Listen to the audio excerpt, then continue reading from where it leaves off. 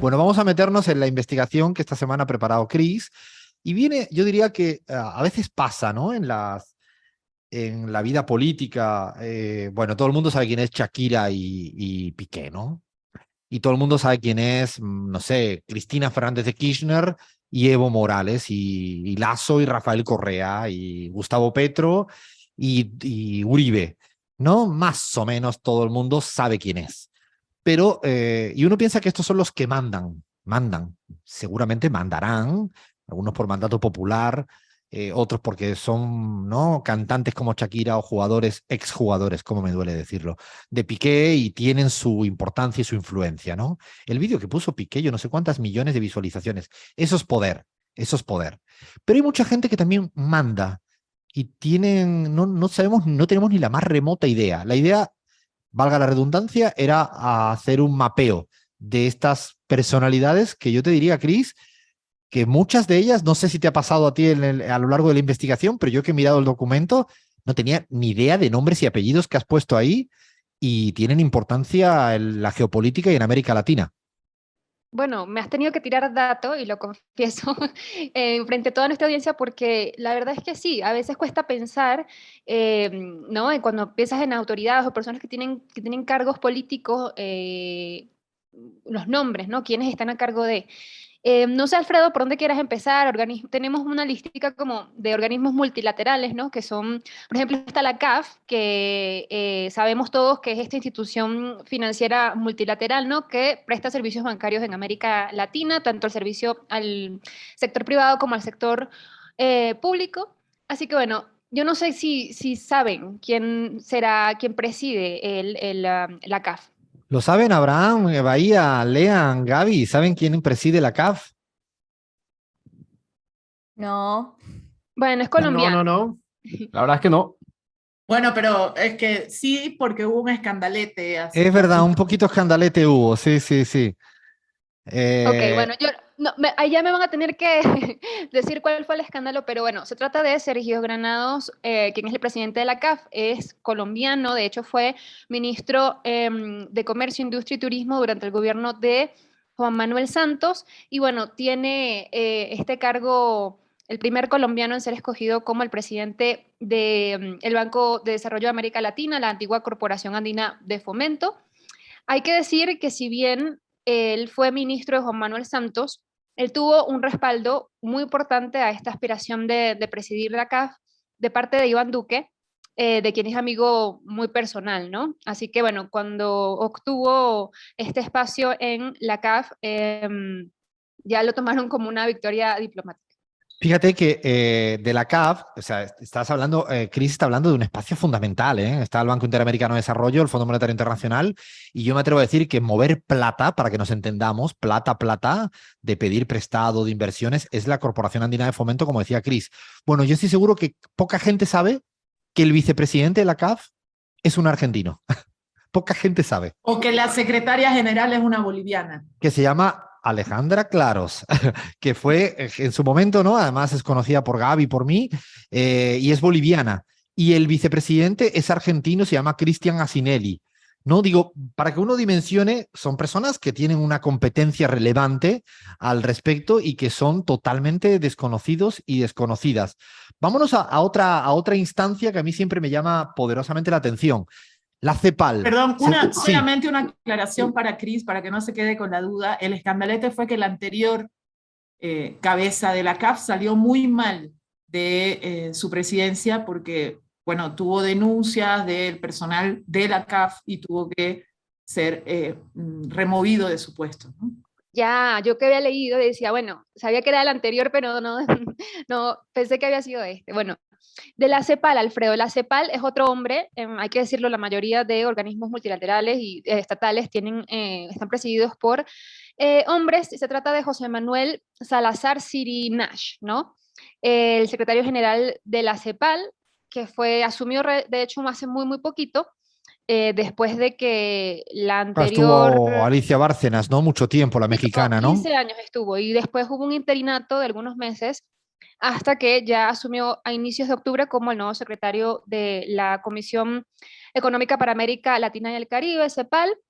Él ya había estado anteriormente en la Organización Internacional del Trabajo, de hecho fue director regional hasta 2018, entre otras posiciones, ¿no? Entre otros espacios que ha ocupado, bueno, prestó asistencia a los Estados miembros de la Organización de Estados Americanos, la OEA, en asuntos relacionados con política comercial, integración económica y en particular en las negociaciones para el establecimiento del fallido área libre de libre comercio para las Américas, el ALCA, ¿no? Que se fue al carajo finalmente, pero pues estuvo como allí dando apoyo.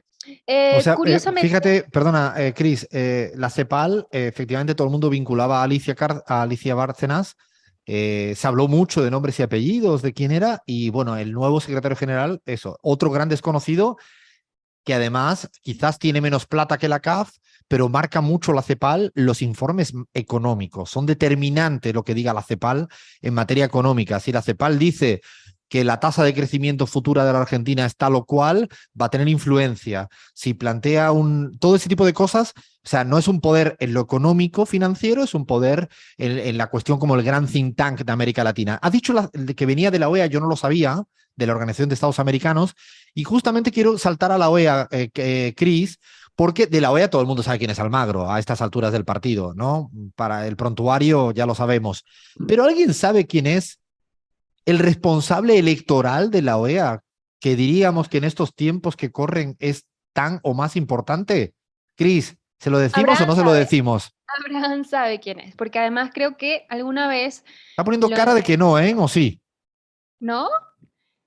Me parece que alguna vez lo llamamos, ¿no? En unas travesuras Sí, que sí, hacemos sí, en la sí, pizarra. Sí, sí. sí, sí, lo recuerdo. Deberíamos, es más, deberíamos tener el audio por ahí, pero bueno, no lo vamos a poner en aprietos a Fer a estas alturas. Pero no recuerdo, tengo un nombre De Icaza, particular. Sí, Gerardo de Gerardo de Icaza, Icaza, Gerardo de Icaza. Sí, sí. exactamente. Y casa, hay que anotar en estos nombres. Y casa, bien lo dice Abraham, porque es verdad que lo buscamos. Yo de hecho hasta le escribí para intentar entrevistarlo, no nos paraba bola, pero es el que dice en Bolivia y avala el informe que dice que hay fraude electoral sin ningún tipo de rigor, se llama el doctor Icaza, ¿eh? El señor Icaza es el mismo que al final suscribe ese informe que dice que había fraude sin ningún tipo de elemento estadístico ni riguroso que lo corroborara. ¿De dónde sale este Icaza?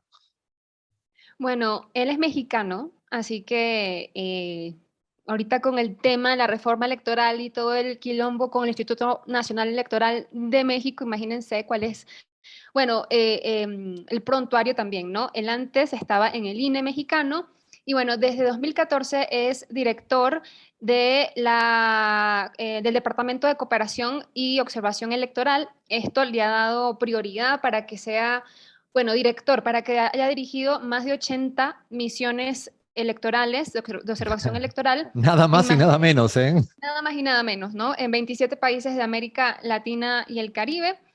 Y bueno, en el 2018, ¿no? Un periodo muy cortito, se desempeñó como secretario interino para el fortalecimiento de la democracia. Vaya nombre irónico de este cargo. Y muy curiosamente, a propósito de, AMLO alguna vez ha comentado que hubo fraude electoral en México en elecciones anteriores. Y Casa ha sido uno de los que ha criticado a AMLO, y de hecho hay varios artículos de él, y en uno comenta que el primer desafío para desmentir una narrativa de fraude de que es que no existe una definición consensuada y aceptada globalmente sobre lo que constituye un fraude electoral. Esto obviamente, estas ambigüedades le han dado pues luz verde para decir en qué países sí se puede cometer un fraude y en qué países no, según el criterio de la OEA. Después de estos comentarios tan lindos, volvemos a pedir la entrevista al señor Icaza, que seguramente nos lo va a conceder, ¿no? Estamos deseando hablar con personalidades como ¿no? De estas competencias, ¿no? No sé, no puedo ni dimensionar la cantidad de veces que ha sido responsable de misiones electorales y ha pasado de todo y no se le conoce lo suficiente. Efectivamente, Almagro tiene una responsabilidad política altísima, pero Icaza no puede salir por afuera. Bueno, hay otro personaje que a mí sí me llamó poderosamente la atención, sé que Gaby lo conoce. A ver si le hacemos el juego, creo que ya no han visto el documento, pero seguramente sabe quién es. El relator de Naciones Unidas para la independencia de los jueces. Alguien que ha tenido un rol protagónico para con Bolivia y para con Argentina recientemente. ¿De quién hablamos, Cris? Estamos hablando de Diego García Sayán, como bien lo dices tú, es el relator de Naciones Unidas para la independencia de jueces y abogados. Y vaya qué nombre más largos que tienen estas instituciones o departamentos, que es imposible, uno no recuerda el nombre del personaje, mucho menos del espacio que ocupan, ¿no?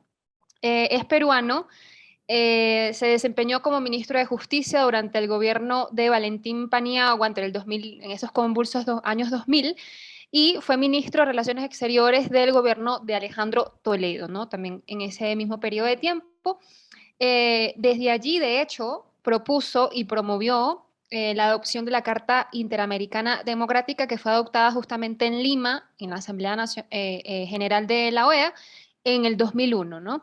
Él ya había sido candidato para la OEA hace unos años, pero renunció a la propuesta porque dijo que no había, o sea, había tenido muy poco apoyo del Estado peruano, así que decidió retirarse con dignidad antes de no ser votado. También fungió como juez de la Corte Interamericana de Derechos Humanos por 2 periodos consecutivos, un papel muy poderoso, así que bueno, ha trabajado en organizaciones multilaterales, entre otros espacios, Alfredo. Fíjate que, no, Gaby, seguramente sí lo tienes muy bien ubicado. Yo y voy a ser muy honesto, yo no sabía que era peruano, Cris. Acabas de decir que era peruano, no tenía ni la más remota idea. Lo tengo ubicado porque efectivamente, además son estos personajes ambiguos, como tú bien decías de Icaza, ¿no? Que dicen lo uno y lo otro a la vez, pero nunca sabes bien en qué lugar está sentado de la mesa. No sé, Gaby, en términos muy bolivianos. También creo que tuvo cierto rol protagónico en Ecuador, ¿no, Abraham? Por lo que recuerdo. Sí, sí, sí. De hecho, él hizo un pronunciamiento bastante firme, ¿no? Sobre la orden de excarcelación en favor de Jorge Glass, el vicepresidente que está preso, el presidio político en Ecuador, y dijo abiertamente, ¿no? Que el Ejecutivo no había acatado la orden judicial y eso generaba una preocupación. O sea que por eso ese es el recuerdo más fresco que se tiene de García Sayán en Ecuador. Gaby. Bueno, pero Abraham, para ponerte un poquito de mecheada, en Bolivia el informe que respaldó García Sayán sobre la independencia judicial fue un informe, digamos, muy, muy duro en algunos aspectos, pero con muchísima, además, posicionamiento fuera de lo técnico en lo público por parte de García Sayán. Digo, lo complicado es que en su Twitter García Sayán decía cosas que iban más allá de los propios informes que habían sido emitidos. Entonces, bueno, nos tuiteamos con García Sayán, por eso lo conozco un poquito bien. De hecho, en Argentina también tuvo, en el último informe de la Relatoría de Naciones Unidas respecto a la independencia de los jueces, también tuvo una crítica muy fuerte contra el Poder Judicial que había estado persiguiendo a Cristina. Por eso digo que ha tenido posiciones muy ambivalentes dependiendo dónde, con quién y cómo. Y son estos personajes que me imagino que con ese poder que tienen, ¿no? Y este también voy a seguir siendo muy sincero con toda la gente que nos escucha y que nos ve. Yo no tenía ni la más remota idea quién preside nada más y nada menos que la Sociedad Interamericana de Prensa, la SIP, esa que dice cuando hay libertad de prensa y cuando no hay libertad de prensa, o sea, esa que pontifica, pero ya sabemos, ¿no? Si gobierna ¿no? un ejecutivo progre de izquierdas, no hay libertad de prensa. Si en cambio gobierna Macri, hay libertad de prensa. No tengo ni la más remota idea, de verdad, no sé si el resto lo sabe, Cris sí lo tiene ahí, ¿no? ¿Quién preside, mujer o hombre? Ya me imagino yo, hombre. Es un hombre, Alfredo, y sí, es el que, por ejemplo, en Venezuela se ha cansado de denunciar embargos políticos a diarios golpistas, pero no ha hecho ni una sola referencia, por mencionar algo, a los muertos y desaparecidos, torturados por el gobierno de Duque en Colombia, ¿no? Y entre otros, en realidad. Él es hondureño, ¿no? Centroamericano, es de origen palestino, y es el presidente del grupo OPSA, que apoyó, el mismo grupo que apoyó además al gobierno de facto de Roberto Micheletti en Honduras, y este grupo es dueño de varios diarios, ¿no? Como el Diario 10, La Prensa, El Heraldo, diarios que llevaron campañas en contra de Zelaya durante muchísimo tiempo, bueno, todavía, pero especialmente cuando era presidente, y luego fue, bueno, destituido. O sea, es el presidente de un cártel económico mediático, ¿no? Por lo que estás diciendo. Es un cártel en el sentido, no estoy hablando de los narcos, estoy hablando de los cártel como terminología económica, ¿no? Que coluden un grupo de medios de mucho poder económico. Este es el señor presidente que viene de ahí, o sea, es juez y parte. Mucho poder económico y también en la opinión pública. Entendamos que estos son periódicos de distribución nacional que les llega a todos los hondureños. Es un hombre muy rico, está en la lista Forbes como creo que uno de los más ricos, si no el más rico de Honduras, con una fortuna superior a $1 millón. Así que bueno. Sí, también es poder económico, sin duda. En el 2007, y creo que parte de eso también, a Zelaya se lo ganó, vamos a decirlo así, Alfredo, porque es que en 2007 Manuel Zelaya pues desmanteló un negocio irregular de importación de armas que tenía este señor a través de sus compañías y que eran armas que al final eran vendidas a la policía y al ejército hondureño. O sea, a este señor no le gustó eso y bueno, la campaña que se ha mandado en contra de Zelaya fue bastante potente. Porque además, bueno, tiene inversiones en muchísimos sectores, ¿no? Por mencionar algunas, Kentucky, Pizza Hut, como decimos, el comercio de armas, así que tiene las manos metidas en varios caldos. O sea, el hombre de la gente más plata de Honduras determina como presidente de una organización que es libertad de prensa en Argentina o en Bolivia. La verdad que el mundo al revés, como diría Galeano. Voy a pegar otro brinco fuerte porque para mí, yo me atrevo, siempre sostengo lo mismo. Si hiciera una encuesta en España o en Portugal o en Italia, ¿quién es la presidenta de la Comisión Europea? Yo estoy convencido de que todos mis colegas de toda la vida, de todos mis colegas, mi familia, no sé, Abraham, si allí por Salamanca nos echarían. ¿Quién preside la Comisión Europea? No, ¿quién es la presidenta? Esa porque es presidenta. A ver, yo, de verdad, ¿alguien sabe de aquí? Gaby, lean, Abraham, sinceramente, como diría el libro de Cristina Fernández de Kirchner, sinceramente, ¿ustedes saben quién es la presidenta? Sinceramente. Juro que no tengo ni la más mínima idea.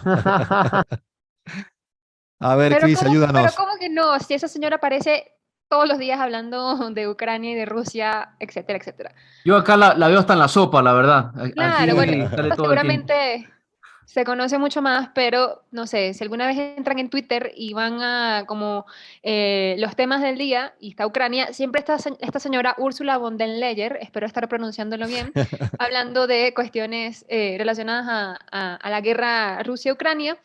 Bueno, ella ya se había desempeñado como ministra de Defensa de Alemania, ¿no? Fue la primera mujer en la historia en ocupar este cargo y especialmente, bueno, desde el miembro de la Unión Demócrata Cristiana, también es la primera mujer en ser presidenta de la Comisión Europea. Así que había sido considerada como el principal contendiente para suceder a Merkel. Y también como favorita, ¿no? Porque esta señora tiene unos ovarios bien grandes, para convertirse en la secretaria general de la OTAN. Imagínense, ¿no? Primera mujer ministra de Defensa, la Comisión Europea también había sido para la OTAN. Según varios oficiales, ¿no? Funcionarios de Bruselas y de Washington, pues la presidenta de la Comisión Europea es quien se ha convertido en esa persona a quien llamar cuando los funcionarios estadounidenses quieren hablar con alguien de Europa. No pasan por nadie más, sino por Ursula von der Leyen, especialmente cuando se trata de la guerra en Ucrania, como decíamos. A lo largo de todo este proceso ha sido quien ha estado a cargo, ¿no?, de la planeación de los preparativos para ese paquete de sanciones que adoptaría la Unión Europea y también, o sea, en contra de Moscú y otras cuestiones. Así que, bueno, poderosa es, Alfredo. O sea, von der Leyen, lo digo porque a veces son estos nombres que presiden organizaciones que tienen competencias más invisibles que visibles, pero que cuentan y mucho. Hay muchos más nombres, no tenemos tiempos, pero antes sí quiero, o sea, estaría el presidente de la OCDE, el director de la CIA, hay un montón ¿no?, de organismos que tienen una relevancia. Así un salpicadito. De Bolivia, ¿quién dirías, Gaby, tú, que tiene un poder, alguien, o de Argentina? ¿A quién se te ocurre? Bahía o Lean, de Abraham, de Ecuador, ¿quién se te ocurre? En México, Creo que tú pusiste un nombre muy interesante, Cris, ahí, de México, ¿no? ¿Quién sería alguien que tiene poder hoy en día en México sin necesidad de ser electo? Por ejemplo, a ver, solo nombre y apellido porque casi no nos da tiempo. ¿Quién sería en México, Cris, que has elegido? Había puesto dos nombres, pero voy a decir que sería Lorenzo Córdoba, que es el director o el que tenga más autoridad en el Instituto Nacional Electoral, y también el secretario de Defensa de México. Nada más y nada menos, ¿no? Que manejar el poder ¿no? electoral, ¿no? Nada más y nada menos. De Argentina, ¿quién se te ocurriría? ¿Leán o Bahía? Alfredo, cortito, la verdad que esta sección da que hablar porque es como dice Charlie, ¿no? El viejo truco de andar por las sombras y sinceramente, digamos, no tienen el grado de exposición, no creo que a ninguno de ellos y de ellas estén expuestos, no sé, a un intento de magnicidio, ¿no? Y sin embargo toman grandes decisiones. En Argentina elegimos a Pablo González, el presidente de una empresa argentina muy importante de yacimientos petrolíficos que es YPF, que también es del espacio del Frente de Todos, pero le elegimos también como estas autoridades que están poderosas por las sombras. En paralelo, por ejemplo, el presidente de Petrobras, ¿no? Otro personaje de esa magnitud, ¿no? Que a veces uno se olvida, ¿no? Abraham, ¿se te ocurre un nombre en Ecuador que tú digas, que tú sepas que a lo mejor tenga más poder de lo que uno imagina? Ahora mismo no se me ocurre. Patricio Pazmiño en la Corte Interamericana de Derechos Humanos, claro. Y bueno, en la CIP estuvo en ecuatoriano mucho tiempo, ¿no? Vivanco, que le hizo, bueno, la vida imposible a los gobiernos progresistas en su época. Yo añadiría nombres como, por ejemplo, el senador demócrata de los Estados Unidos, Patrick Leahy, o Leahy, o como se diga, porque es fundamental las relaciones con América Latina, muy poco conocido, un senador demócrata muy progresista y muy activo. Yo tengo que reconocer que lo descubrí hace 2 meses porque lo dijo públicamente en una entrevista a Gustavo Petro, todo el tiempo estudiando eso y no teníamos la más remota idea. Un mexicano ultramillonario que no es Carlos Slim, ¿no? Que también existe, ¿no? Cris, ¿quién sería el nombre de este mexicano? Todo el mundo piensa en Slim, pues hay otro que tiene casi la misma plata y que tiene mucho poder. Mucho poder, y no solamente en México, en América Latina en total. David Martínez Guzmán, muy influyente en el ámbito financiero y que ha hecho su fortuna básicamente a base de comprar empresas en quiebra para luego pues hacer cosas con ellas. Este es un hombre y fundamental, de hecho, en manejar deudas externas en la región, ¿no? Gaby, ¿se te ocurre algún nombre en Bolivia de los que sean importantes?